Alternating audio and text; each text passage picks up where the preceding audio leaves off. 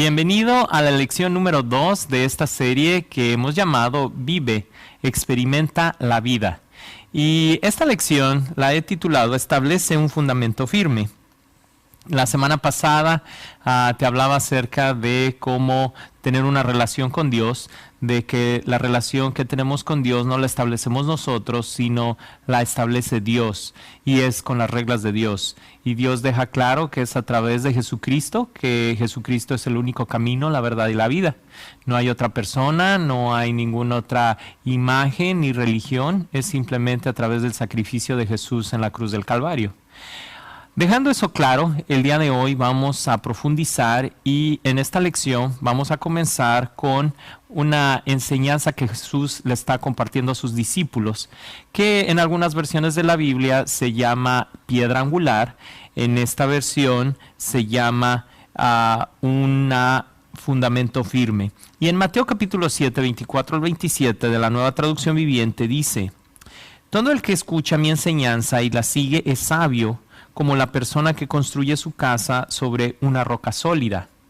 Aunque llueva a cántaros y suban las aguas de la inundación y los vientos golpeen contra esa casa, no se vendrá abajo porque está construida sobre un lecho de roca. Sin embargo, el que oye mi enseñanza y no lo obedece es un necio, como la persona que construye su casa sobre la arena. Cuando vengan las lluvias y lleguen las inundaciones y los vientos golpeen contra esa casa, se derrumbará con un gran estruendo. En el Medio Oriente, las construcciones en aquel entonces y en la actualidad tienen dos opciones, ¿verdad? El hacerlas sobre la arena, porque en el Medio Oriente es lo que abunda. Sin embargo, cuando vienen las corrientes de aguas, se va la casa. Es necesario el poner una roca firme, grande, y en aquel entonces se ponía en el ángulo de la construcción. Y entonces por eso en algunos lugares has escuchado el término piedra angular, que se refiere a eso, es la piedra que está sosteniendo la casa. Y lo explica Jesús en que es similar a la actitud de una persona que se deja enseñar y pone por obra lo que está escuchando de parte de la Biblia, y a comparación con alguien que solamente escucha pero no pone por obra, lo compara con una persona necia que construye su casa sobre la arena y que recibirá pérdida cuando vengan las aguas y pues se derrumbará la casa. Es una enseñanza bastante sencilla aparentemente, pero ¿cuántos de nosotros nos gusta hacer las cosas a nuestra manera? El Evangelio, el tener una relación con Dios, es empezar a dejar que Dios nos diga cómo hacer todas las áreas de nuestra vida a la manera de Dios. Dejar poco a poco que Dios nos vaya enseñando y no ser necios. No sé si alguna vez te has encontrado con un niño que quiere agarrar la cuchara a su manera y está peleando y se le cae todo y no puede comer y hace un reguero, pero no se deja enseñar. Bueno, así nos compara la Biblia con alguien necio cuando Dios nos quiere enseñar y nosotros no nos dejamos en las diferentes áreas de nuestra vida. Es por eso que en el segundo punto de esta lección dice la palabra de Dios, nos muestra planos para saber cómo construir. Y Dios es el arquitecto, hablando de casas. Está Jesús hablando acerca de la construcción de una casa. Y en Corintios, en el libro de Primera de Corintios, capítulo 3, versículos del 11 al 15, viene una enseñanza que es continuación de esta de la piedra angular. Y déjame te la leo. Pues nadie puede poner un fundamento distinto del que ya tenemos, que es Jesucristo. El que edificare sobre este fundamento podrá usar una variedad de materiales: oro, plata, joyas, madera, heno u hojarasca. Pero el día del juicio, el fuego revelará la clase de obra que cada constructor ha hecho. El fuego mostrará si la obra de alguien tiene algún valor. Si la obra permanece, ese constructor recibirá una recompensa. Pero si la obra se consume, el constructor sufrirá una gran pérdida. El constructor se salvará, pero como quien apenas escapa atravesando un muro de llamas.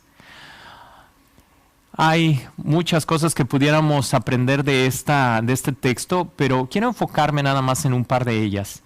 Y la primera está diciendo que el que experimenta el fuego y construyó con materiales que son combustibles, madera, heno, hojarasca, será salvo. Lo dice ahí claramente, será salvo, pero difícilmente, dice, apenas se escapa atravesando como un muro de llamas.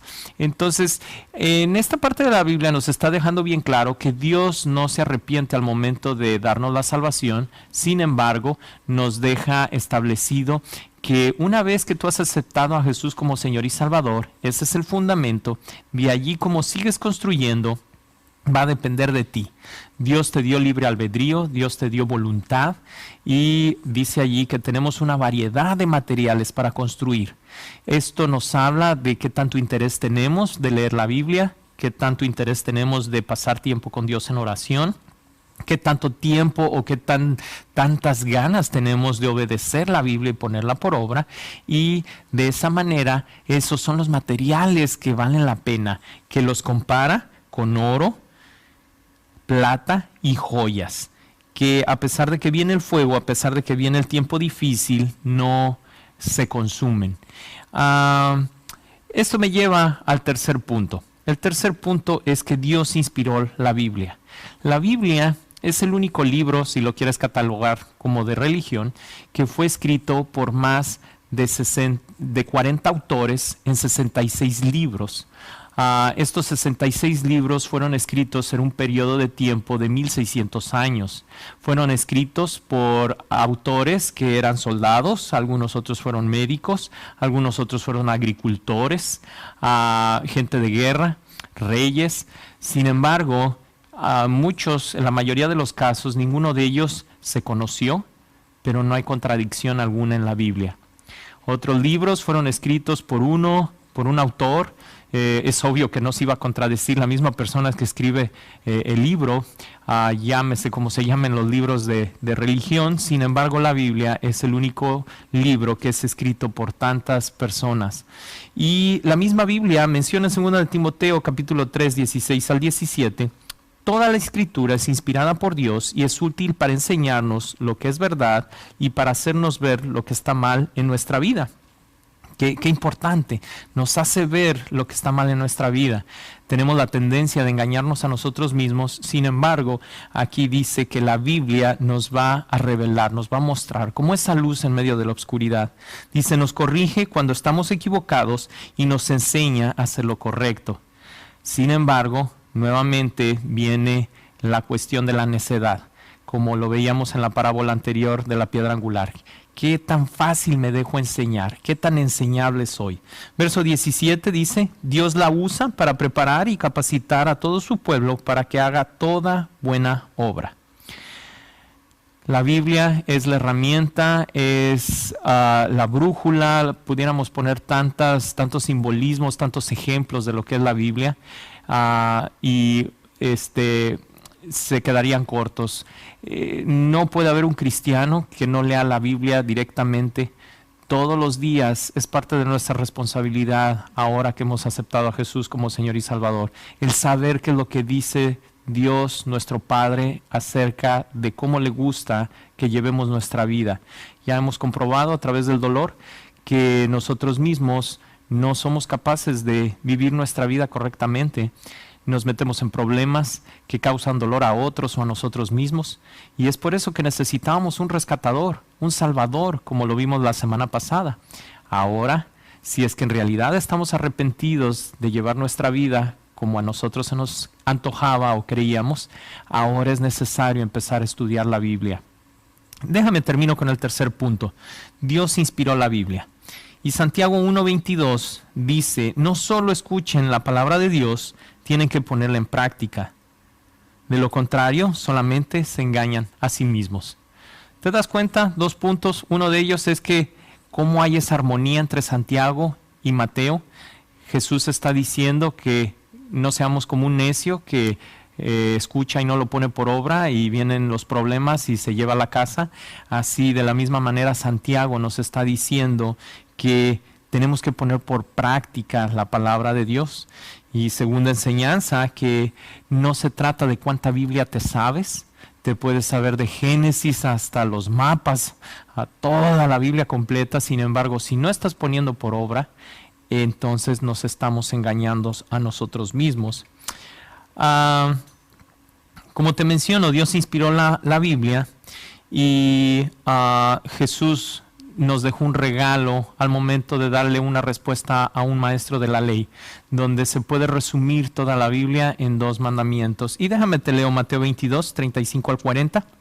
Uno de ellos, experto en la ley religiosa, intentó tenderle una trampa con la siguiente pregunta. Maestro, ¿cuál es el mandamiento más importante en la ley de Moisés? Jesús contestó, amarás al Señor tu Dios con todo tu corazón, con toda tu alma y con toda tu mente. Este es el primer mandamiento y el más importante. Hay un segundo mandamiento que es igual de importante. Amarás a tu prójimo como a ti mismo. Toda la ley y las exigencias de los profetas se basan en estos 2 mandamientos. Quiero terminar esta lección dejándote ese resumen de toda la Biblia que Jesús nos deja allí. Amar a Dios y amar a nuestro prójimo. Comienza haciendo esos 2 mandamientos, dice Dios, dice Jesús, que con eso se resume toda la Biblia. No estás solo. La semana pasada te mencionaba que tienes a Jesús y al Espíritu Santo y obviamente tienes a tu grupo pequeño. Déjame despedirme con estas preguntas. Antes de leerte las preguntas, te recuerdo que tenemos estas 3 recomendaciones. La primera, que no platiques lo que se habla en el grupo con gente fuera del grupo. Segundo, que le des tiempo a todos de platicar, de compartir lo que piensan. No opines una segunda vez hasta que todos hayan opinado al menos una vez.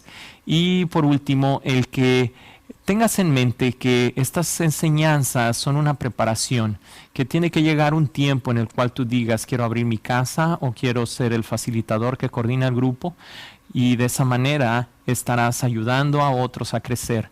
No te quedes todo el tiempo nada más aprendiendo, absorbiendo, sino comienza a ponerle fecha en tu mente para tal mes. A mí me gustaría ser quien abre su casa o ser quien es el facilitador del grupo. Te leo las preguntas. Número 1, ¿qué te llamó la atención de esta lección? Número 2, ¿sabías algunos de los datos que se mencionaron sobre la Biblia? Número 3, la semana pasada preguntamos sobre la importancia de leer la Biblia todos los días. ¿Leíste algún día de la semana que pasó? 4, ¿por qué crees que los 2 mandamientos que Jesús menciona en Mateo 22 resumen toda la Biblia? Me despido deseando que tengas un excelente tiempo de plática, de razonamiento acerca de lo que hemos aprendido el día de hoy y te espero la semana que viene.